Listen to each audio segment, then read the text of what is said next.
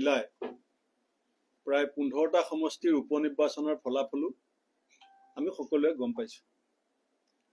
মই পোনপ্ৰথমে ঝাৰখণ্ডত আমাৰ যি বিজয়, তাৰ কাৰণে আমাৰ দলৰ নেতৃবৰ্গ আৰু আমাৰ মিত্ৰজোঁটৰ নেতৃবৰ্গক মই অভিনন্দন জনাইছোঁ। কৰ্ণাটকত 3খন সমষ্টিত উপনিৰ্বাচন হৈছিলে। তাত বিজেপি দলৰ 2জন প্ৰাক্তন মুখ্যমন্ত্ৰী, এজন বিজেপি দলৰ বোমাই ডাঙৰীয়াৰ ল'ৰাই খেলিছিলে, এখনত কুমাৰস্বামী ডাঙৰীয়াৰ পুত্ৰই খেলিছিলে। কৰ্ণাটকৰ আমাৰ চৰকাৰ আছে আৰু 3খন উপনিৰ্বাচনতে আমি জয়যুক্ত হৈছোঁ।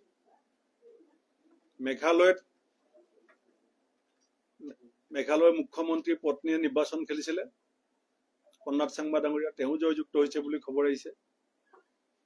অসমত আমাৰ 5টা সমষ্টিত ইতিমধ্যে, যদিও চামগুৰিৰ কাউণ্টিং শেষ হোৱা নাই, কিন্তু মই অনুমান কৰিব পাৰিছোঁ যে চামগুৰিৰ ফলাফলো আমাৰ বিৰুদ্ধে যাব আৰু যি 5গৰাকী প্ৰাৰ্থী নতুনকৈ বিধানসভালৈ বিজয়ী হৈছে বা হ'ব, মই তেওঁলোকক প্ৰথমতে অভিনন্দন জনাইছোঁ। আৰু অসমৰ ৰাইজে কংগ্ৰেছ দলক বহুবাৰ জয়ৰ মুখ দেখুৱাইছে, পৰাজয়ৰ মুখ দেখুৱাইছে।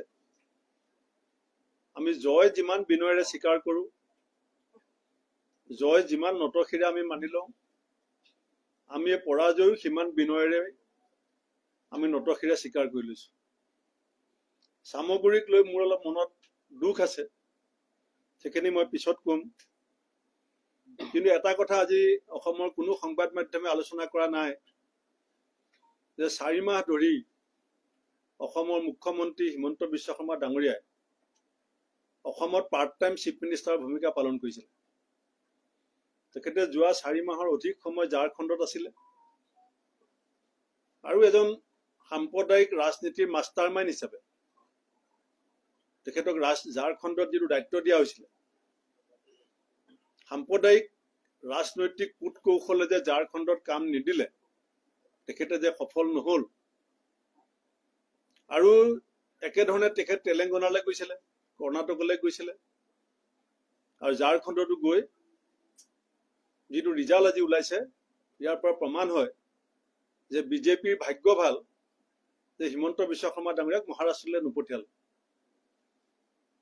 মহাৰাষ্ট্ৰলৈ যোৱা হলেও কৰ্ণাটক, তেলেংগানা, ঝাৰখণ্ডৰ নিচিনাই ফলাফল বিজেপিয়ে পালে। আমাৰ কাৰণে অত্যন্ত সৌভাগ্যৰ কথা যে আমাৰ নেত্ৰী, অল ইণ্ডিয়া কংগ্ৰেছ কমিটিৰ সাধাৰণ সম্পাদিকা প্ৰিয়ংকা গান্ধী ডাঙৰীয়ানীয়ে ৱেনাডত কেইবামুখী যুঁজত এতিয়ালৈকে যদিও সম্পূৰ্ণ ফলাফল ওলোৱা নাই, প্ৰায় 4 লাখ ভোটত আগবাঢ়ি আছে। আমি অসমৰ সমূহ কংগ্ৰেছ নেতাকৰ্মীৰ হৈ আমি প্ৰিয়ংকা গান্ধী ডাঙৰীয়ানীক আগতীয়াকৈ আপোনালোকৰ জৰিয়তে আমি অভিনন্দন জনাইছোঁ। আৰু মই কৈছিলোঁ কালি যে মই কিছুমান ডাটা দিম, এতিয়া মই ডাটালৈকে যাব বিচৰা নাই, ৰাইজে বেয়া পাব। ৰাইজে ক'ব যে তেওঁ হৰাৰ পাছত আকৌ যুক্তি তৰ্কত নামিছে। কিন্তু এষাৰ কথা সঁচা যে 2024 চনৰ 24 জুনত আমি যিমান ভোট পাইছিলোঁ, চিডলি সমষ্টি আমাৰ কাৰণে প্ৰত্যাশিত পৰাজয় আছিলে। মই আগৰ পৰা কৈ আছো, কাৰণ চিডলিত আমাক ৰাইজে এতিয়াও সাংগঠনিকভাৱে আমি গা কৰিবলৈ সুযোগেই পোৱা নাই। আমি দলটো নিজে হাতে ভাঙিছিলোঁ বিটিআৰত। দীঘলীয়া সময় শাসনত থাকোঁতে আমি দলটো তাত আগুৱাই নিবৰ কাৰণে একো চেষ্টা কৰা নাছিলোঁ। আৰু 21 চনতো আমি 12টা চিট এৰি দিলোঁ বিৰোধীত থাকোঁতে হঠাৎ। গতিকে তাৰ যিটো ক্ষোভ আৰু খং কংগ্ৰেছ দলৰ প্ৰতি সেই অঞ্চলৰ ৰাইজৰ আছে, সেইটো মাৰ যোৱাবৰ কাৰণে আমি বাৰে বাৰে লোকসভা উপনিৰ্বাচন খেলিছোঁ। আমাৰ চেষ্টা অব্যাহত থাকিব। বিটিআৰতো আমি কাউন্সিলৰ ইলেকশ্যন খেলিম। চিডলিবাসীক মই এই সময়ত একো ক'বলগীয়া নাই, কিন্তু এষাৰ কথা মই কৈ থৈছোঁ যে আহি আছে সময়, কংগ্ৰেছ বিটিআৰবাসীৰ কাষত সুখে দুখে থাকিব। আৰু যেতিয়া ৰাইজে নিজে বিচাৰি পাব যে কংগ্ৰেছ বিটিআৰবাসীৰ প্ৰতি দায়বদ্ধ, মোৰ বিশ্বাস যে বিটিআৰবাসীয়ে এসময়ত আমাৰ দলৰ কেইবাজনো ডাঙৰ নেতা জন্ম দিছিলে আহি থকা সময়ত আমাৰ দলৰ নেতা বিটিআৰ বাসীয়ে জন্ম দিব বিহালীত এতিয়া যিটো ডিলিমিটেশ্যনৰ আগৰ বিহালী তাত আমি ৩৭,০০০ ভোট পাইছিলো যোৱা ২৪ জুন তাৰিখে এতিয়া আমাৰ প্ৰায় ৫,০০০ ভোট বৃদ্ধি হৈছে তাকো আপোনালোকে জানে একেবাৰে NDFBৰ প্ৰাক্তন সেনানায়ক সংবিজিত ডাঙৰীয়াৰ পৰা আৰম্ভ কৰি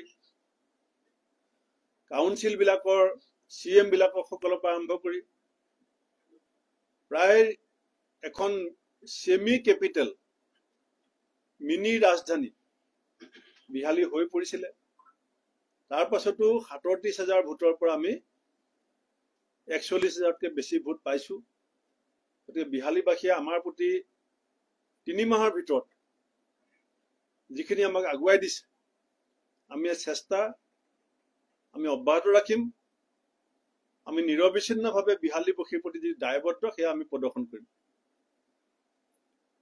ধলাইত আমি ৪৪,০০০ ভোটত হাৰিছিলো ২৪ চনৰ ২৪ জুনত এতিয়ালৈকে পুৰা ডাটাটো যদিও অহা নাই মিডিয়াত যিটো দেখিছো আমাৰ আগতকে সেই ব্যৱধান পাৰে ৩০,০০০ কমি আহিছে ৩০,০০০ কমি আহিছে মই প্ৰথমতে আপোনালোকক কৈছো যে কৰ্ণাটকত আমাৰ চৰকাৰ ৩খনত ইলেকশ্যন হৈছে আমি ৩খনত জিকিছো আৰু অসমৰ যদি যোৱা ২০ বছৰৰ উপনিৰ্বাচনৰ ধাৰাবাহিক ইতিহাসটো চাই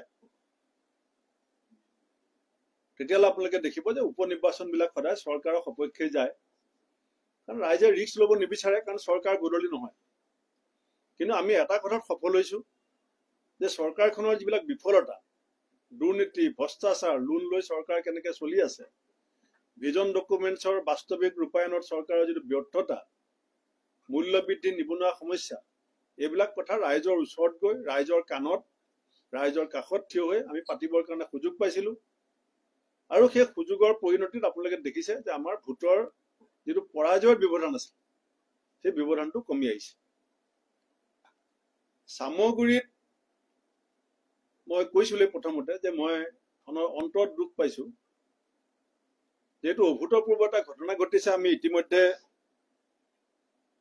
DC কমপ্লেইন দিছো অফিচিয়েল আজি নহয় আগতে তাৰ EO ইলেকশ্যন অফিচাৰ কমপ্লেইন দিছো আৰক কমপ্লেইন দিছো আৰু বিৰোধী দলৰ প্ৰতি দেৱব্ৰত শইকীয়া ডাঙৰীয়া গৈ দিল্লীত ইলেকশ্যন কমিশ্যনক আমি কমপ্লেইন দিছো যে বহু কিখন পঞ্চায়তৰ বহু হেজাৰ ল'ৰা ছোৱালীয়ে সামগুৰিৰ পৰা কেৰেলাত গৈ অন্ধ্ৰপ্ৰদেশত গৈ বেংগলুৰুত গৈ দিল্লীত গৈ কাম কৰি আছে যিটো সময়ত সামগুৰিৰ সেই হাজাৰ হাজাৰ ল'ৰা ছোৱালীয়ে কৰ্মৰ তাগিদাত বহিৰাজ্যত বহি আছিলে সেইটো সময়ত কিন্তু সামগুৰিত তেওঁলোকৰ নামত ভোটবিলাক বাকচত সোমাই গৈছিল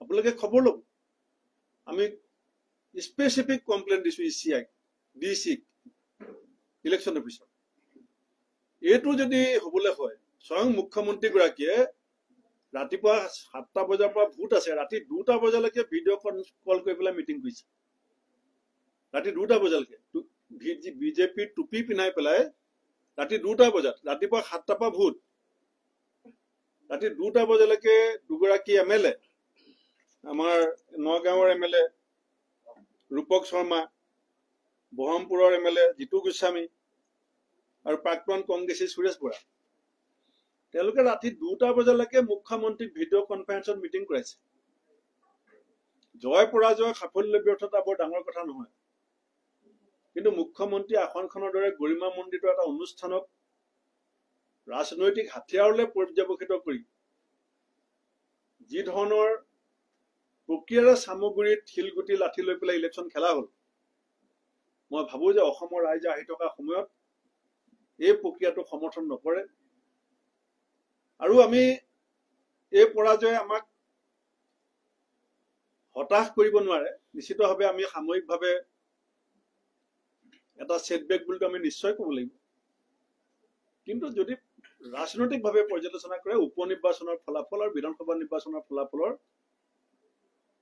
যথেষ্ট আকাশ পাতাল পাৰ্থক্য আছে কিন্তু আমি এটা আমাৰ উপলব্ধি এটা আমি প্ৰেৰণা পাইছো যে আমি যদি কংগ্ৰেছ দলে সংঘবদ্ধভাৱে কাম কৰো আমাৰ নেতৃত্বই যদি আমি সংঘবদ্ধভাৱে কাম কৰোঁ, আমি ৰাইজৰ স্বাৰ্থত যদি নিৰবিচ্ছিন্নভাৱে কাম কৰোঁ, যেনেকৈ ঢলাইত আমাৰ ব্যৱধান 10,000 আহিলে 44,000 পাইছে, যেনেকৈ বিহালীত আমাৰ প্ৰায় 5,000 ভোট বৃদ্ধি পালে, চামগুৰিত ইমান প্ৰতিকূল পৰিস্থিতিৰ মাজত ৰাইজ কিন্তু ওলাই আহিল। আৰু কেৰালাত থকা, দিল্লীত থকা, বেংগলোৰত থকা মানুহে বাকচত ভোট দিয়াৰ পাছত যিটো গণনা হৈছে সেইখিনি সকলোৱে নজনাকৈ থকা নাই। সেইকাৰণে বন্ধুসকল, মই আমাৰ কংগ্ৰেছ দলৰ যিসকল নেতাই আমাৰ কথা মানি পেলাই 5টা সমষ্টিত কাম কৰিছিলে, আমাৰ সাংসদ বিধায়কসকলে আমি যি ধৰণে নিৰ্দেশ দিছিলোঁ, সকলোৱে যি ধৰণে দলৰ হৈ পেলাই উৎসৰ্গিত মনোভাৱেৰে কাম কৰিছিলে, আমাৰ জিলা কংগ্ৰেছ, ব্লক কংগ্ৰেছ, তৃণমূল পৰ্যায় সকলোৱে, মই অত্যন্ত সুখী আৰু সন্তুষ্ট যে পৰাজয় আমি স্বীকাৰ কৰিছোঁ, কিন্তু দলৰ যিটো সংঘবদ্ধ প্ৰচেষ্টা আছিলে সেইটো যদি আমি আৰু শক্তিশালী কৰিব পাৰোঁ 2026-ত, মই অত্যন্ত আশাবাদী যে অসমৰ ৰাইজে আমাক বিৰোধীৰ পৰা শাসনলৈ নিবৰ কাৰণে ৰাইজৰ মনতো যে এটা আশা আৰু সংকল্প আছে, সেইটোৱে নিৰ্বাচনে প্ৰতীয়মান কৰিছে। এটা চৰ্চা হৈছিল যে অকল কংগ্ৰেছ নিৰ্বাচনতে পৰাস্ত হোৱা নাই, আদৰ্শও ভাঙিলে। উদাহৰণস্বৰূপে বিহালীত বহুত নিষ্ঠাৱান কৰ্মী আছিল আপোনালোকৰ, তেওঁলোকক বাদ দি ৰাস্তাৰ পৰা উঠাই নিয়াৰ দৰে এজন পাৰ্টি কংগ্ৰেছত যোগদান নকৰা যিটো পৰম্পৰা বিজেপিৰ বুলি আপোনালোকে সমালোচনা কৰি থাকে, তেনেকুৱা এজন পাৰ্টি দিলে আৰু তেওঁ হাৰিলেও ভাল ভোটতে হাৰিলে। ক'ৰবাত হয়তো প্ৰেমলালগঞ্জে তাতকে বা দিলীপ বৰাই হয়তো তাতকে বেছি ভাল কম্পিটিশ্যন কৰিব পাৰিলে হয় বিহালীত। তেনেকুৱা বহু প্ৰশ্ন দলৰ ভিতৰত আছে, সেই প্ৰশ্ন দলৰ ভিতৰৰ পৰাও আছে। মই আজি ৰাতি উৰাজাহাজত 3 দিনৰ কাৰণে গুজৰাট যাম। আহি পেলাই আমি পলিটিকেল এফেয়াৰ্ছ কমিটি মিটিং আৰু এক্সটেণ্ডেড এক্সিকিউটিভ কমিটি মিটিং দিম উপ নিৰ্বাচনৰ ফলাফলৰ সম্পৰ্কত পৰ্যালোচনা কৰিবৰ কাৰণে, আৰু সেই মিটিঙৰ পাছত আমি আপোনালোকক এনেকুৱা ধৰণৰ কথাবিলাকৰ উত্তৰ দিম। বিহালীত দেখা গৈছে যে গৌৰৱ গগৈ গোটেই উদ্যোগটো লৈছিলে, গোটেই মিত্ৰজোঁটৰ ক্ষেত্ৰত আপোনালোকে সিদ্ধান্ত লৈছিল মিত্ৰজোঁটটো এৰি দিয়ে। ক'ৰবাত মিত্ৰজোঁটো ভংগ হ'ল, বিজয়ীও নাহিলে, পৰম্পৰাও ভংগ হ'ল, কংগ্ৰেছ কৰ্মীসকলো হতাশ হ'ল। গৌৰৱ গগৈ ডাঙৰীয়াক বিহালীত কাম কৰিবৰ কাৰণে, প্ৰদোত বৰদলৈ ডাঙৰীয়াক বঙাইগাঁৱত, ৰকিবুল হুছেইন ডাঙৰীয়াক চামগুৰিত, আমাৰ অজিত সিং আৰু আনোৱাৰ হুছেইনক ঢলাইত, আমাৰ জাকিৰ হুছেইন চিদ্দাৰক চিডলিত দায়িত্ব আমি দিছোঁ। কোনো সমষ্টিত উদযাচি যাব নোৱাৰে। আমি ৰিটেন অৰ্ডাৰ আছে, কোনে ক'ত কাম কৰিব আমি কাম ভগাই দিছোঁ। কাম ভগাই দিয়াৰ কাৰণে দায়িত্ব মই ল'ব লাগিব। যদি কোনোবাই কাম কম কৰিছে, কোনোবাই বেছি কৰিছে, লিষ্টখনত চহীটো ময়ে কৰিছিলোঁ কোন ক'লে যাব। সেইবিলাক কথা আমি ৰাজহুৱাকে আমি আলোচনা আগতেও কৰা নাই। আমি দলৰ মজিয়াত নিশ্চিতভাৱে আমি ডিচেম্বৰৰ প্ৰথম পষেকত আমাৰ দলৰ ভিতৰত আমি আলোচনা কৰিম আৰু যিখিনি জনাবলগীয়া আছে ৰাইজক আমি সেইখিনি জনাম। গৌৰৱ গগৈ ডাঙৰীয়াই কিছুমান লোকে কৈছে যে বিহালীৰ পৰাজয়ৰ দায়িত্ব তেওঁ ব্যক্তিগতভাৱে সম্পূৰ্ণ মূৰ পাতি লৈছে। ঠিক আছে, তেখেতে সেইটো কৈছে, সেইটো তেখেতৰ মহানুভৱতা, কিন্তু আমি কেতিয়াও এনেকৈ নকওঁ যে তেওঁ অকলে দায়ী। আমি দল যেতিয়া আছোঁ, দল হিচাপে জিকিলেও সকলোৱে ভাগ পাব, হাৰিলেও আমি সকলোৱে মূৰ পাতি ল'ব লাগিব। বিহালীত জয়ন্ত বৰাক টিকট দিয়াটো সিদ্ধান্ত পঠিয়াইছিল, সেইটো দলৰ মজিয়াত আলোচনা কৰিম। এতিয়াই মই এই মুহূৰ্তত ইমান সাজু অহা নাই যে কোনটো শুদ্ধ আছিলে কোনটো ভুলে আছিলে, কিন্তু নিশ্চিতভাৱে এই কথাবিলাক প্ৰাৰ্থিত্ব কেন্দ্ৰিক, প্ৰচাৰ কেন্দ্ৰিক, দলৰ মিত্ৰতা কেন্দ্ৰিক কথাবিলাক আমি অতি শীঘ্ৰে আলোচনা কৰাৰ প্ৰয়োজন আছে আৰু আমি আলোচনা কৰিম। আৰু এটা কথা, আপুনি যে উদ্যোগ লৈছিলে হোটেল